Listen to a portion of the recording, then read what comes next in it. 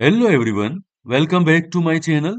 આજે આપણે ધોરણ 10 અંગ્રેજી વિષયમાં ફંક્શનલ ગ્રામરનું ડિસ્કશન કરીશું.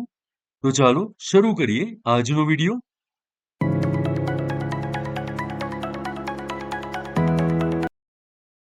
વિદ્યાર્થી મિત્રો, આજે આપણે જે ફંક્શન શીખવાના છે એના 3 નામ છે અને ત્રણેયનું કામ એક સરખું છે. પહેલા તો આ 3 નામ કયા છે એ જોઈ લઈએ. Adverbs of frequency, frequency of action, કાં તો પછી ફ્રીક્વન્સી ઓફ મેનર. એટલે કે આ ફંક્શનના આવા 3 અલગ અલગ નામ છે. આ ફંક્શન ગમે તે નામે પૂછાય, એના નિયમો તો એક સરખા જ છે. અહીંયા ફ્રીક્વન્સી શબ્દ કોમન છે. ફ્રીક્વન્સીનો મતલબ થાય વારંવાર કોઈ બનાવ કે ઘટના બને એને ફ્રીક્વન્સી કહેવાય. હવે આના નિયમોને સમજી લઈએ. અહીંયા સમજવાનું શું છે કે વારંવાર થતી ક્રિયાઓ દર્શાવવા માટે આ ફંક્શનનો ઉપયોગ થાય છે. આ ફંક્શનને ઓળખવું હોય તો આ ફંક્શનના વાક્યો જે હોય એ વાક્યોની અંદર એલવાય વાળા શબ્દો હોય છે.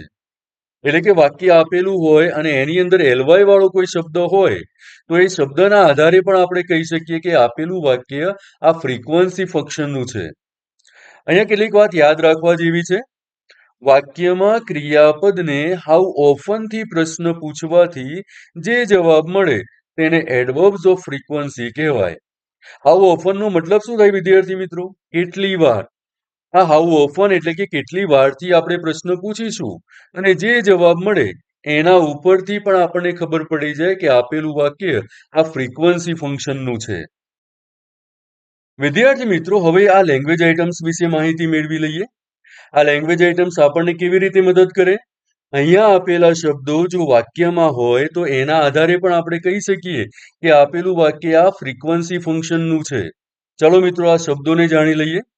Always, never, sometimes, seldom, once, twice, occasionally, continually, frequently, infrequently, normally, occasionally, often, regularly, rarely, hardly ever, almost never. વિદ્યાર્થી મિત્રો, આવા શબ્દો જો વાક્યમાં જોવા મળે તો પણ આપણે કહી શકીએ કે આપેલું વાક્ય ફ્રીક્વન્સી ફંક્શનનું છે. એના કેટલાક એક્ઝામ્પલ જોઈ લઈએ. Ajay always visits his uncle. આ ઓલવેઝ વર્ડ અહીંયા આપેલો છે એટલે ખબર પડી જાય કે આપેલું વાક્ય ફ્રીક્વન્સી ફંક્શનનું છે. Sohan came to my house twice. કેટલી વાર? તો 2 વાર. How often? તો ટ્વાઇસ.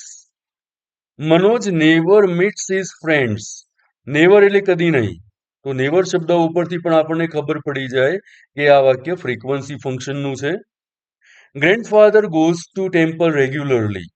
આ રેગ્યુલરલી વર્ડ પરથી પણ કહી શકાય કે આપેલું વાક્ય ફ્રીક્વન્સી ફંક્શનનું છે અને અહીંયા એલવાય પણ આપેલું છે. એનાથી પણ આપણે ઓળખી શકીએ કે આ ફ્રીક્વન્સી ફંક્શનનું વાક્ય છે. એક્ઝામમાં આ રીતે એક્સરસાઇઝ પૂછાશે, એની પ્રેક્ટિસ કરી લઈએ. તમારે પણ આન્સર ગેસ કરવાનો છે. Soham usually wax up early. આ યુઝવલી વર્ડ ઉપરથી ખબર પડી જાય કે આપેલું ફંક્શન ફ્રીક્વન્સી ઓફ એક્શનનું છે. They often play football after school. Often ઉપરથી ખબર પડી જાય કે આપેલું વાક્ય ફ્રીક્વન્સી ઓફ એક્શનનું છે.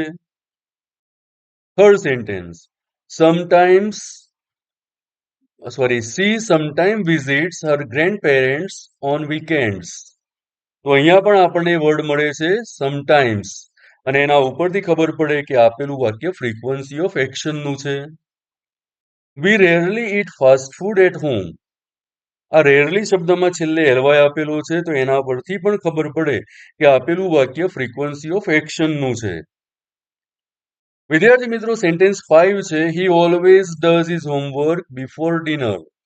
આનો આન્સર હું નથી કહેવાનો, તમારે આનો આન્સર કોમેન્ટ કરવાનો છે. તો આ સાથે આ ફંક્શન અહીંયા પૂર્ણ થાય છે. મને આશા છે કે આજનો આ વિડીયો તમારા માટે ઉપયોગી રહેશે. Thank you.